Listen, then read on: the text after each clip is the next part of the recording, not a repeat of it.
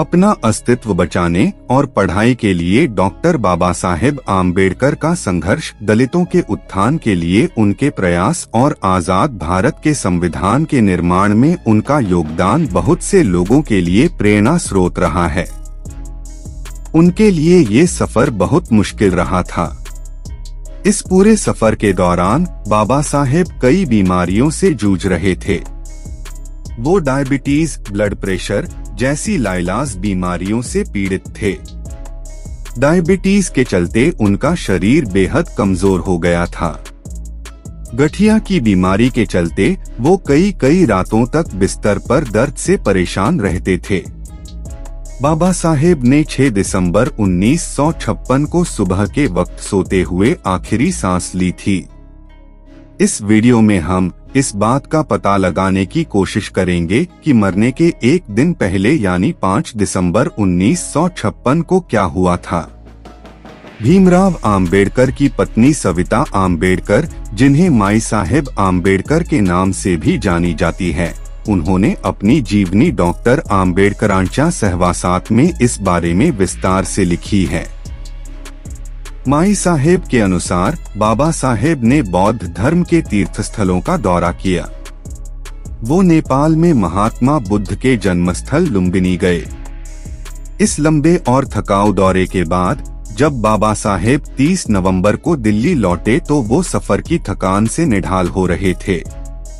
निधन से एक दिन पहले यानी 5 दिसंबर को बाबा साहेब सुबह 8:30 बजे सोकर उठ गए थे।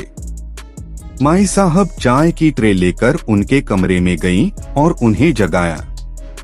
दोनों ने साथ ही चाय पी। माई साहेब ने बाबा साहेब को सुबह के रोजमर्रा के काम निपटाने में मदद की। उसके बाद वो उन्हें नाश्ते की टेबल पर ले आईं। उसके बाद तीनों लोगों यानी बाबा साहेब, माई साहेब और डॉक्टर मालवनकर ने साथ में नाश्ता किया और बंगले के बरामदे में बैठकर कुछ बातें की।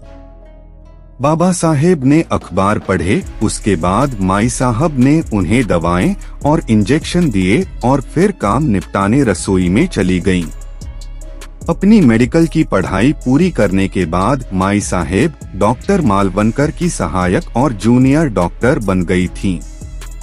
5 दिसंबर 1956 के दिन करीब 12:30 बजे माई साहेब ने बाबा साहेब को लंच करने के लिए बुलाया।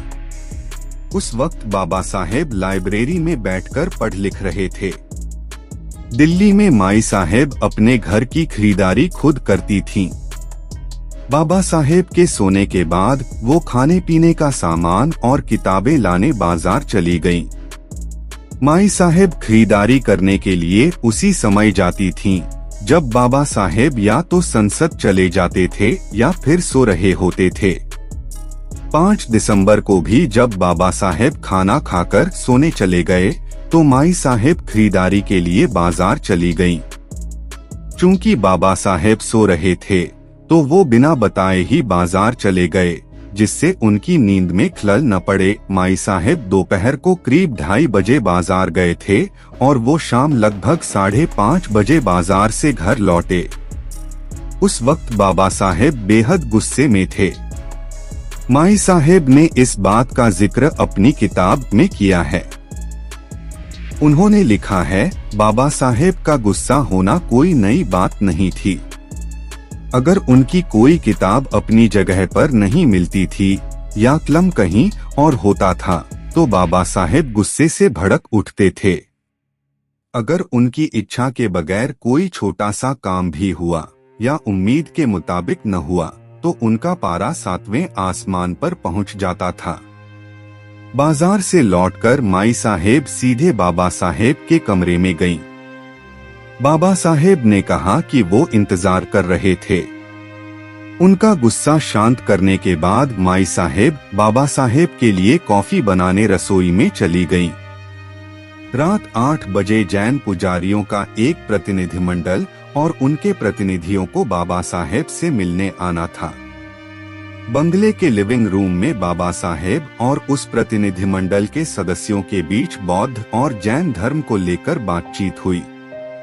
माई साहेब लिखती हैं कि जब भी बाबा साहेब बेहद अच्छे मूड में हुआ करते थे तो वो बुद्ध वंदना और कबीर के दोहे पढ़ा करते थे। उसके बाद रात के खाने के वक्त बाबा साहेब ने थोड़ा सा खाना खाया।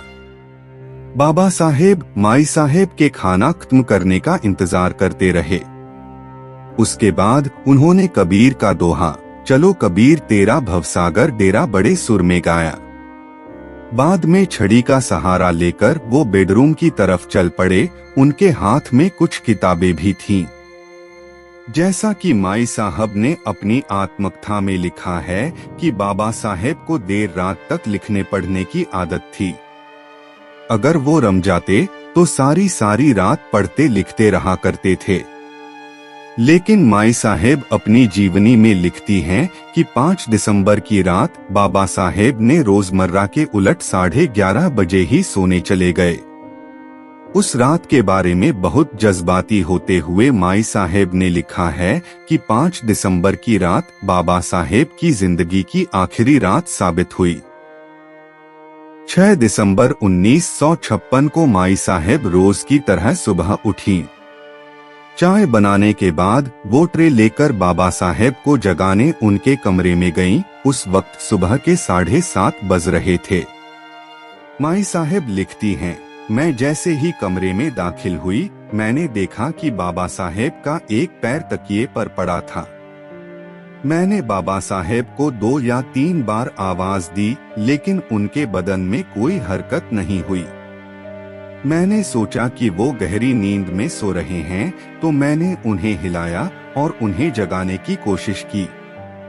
सोते हुए ही बाबा साहेब के प्राण पखेरु उड़ चुके थे। माई साहेब को जबरदस्त धक्का लगा। वो रोने लगी। बाबा साहेब ये दुनिया छोड़कर जा चुके थे। उनके देहांत की खबर सुनकर देश भर में उनके समर्थक सदमे में आ गए। बाबा साहेब के पार्थिव शरीर को मुंबई ले जाने के लिए जगजीवन राम ने एक विमान की व्यवस्था की और उसके बाद बाबा साहेब का पार्थिव शरीर नागपुर होते हुए मुंबई ले जाया गया। फिर मुंबई में बाबा साहेब के अंतिम संस्कार किया गया।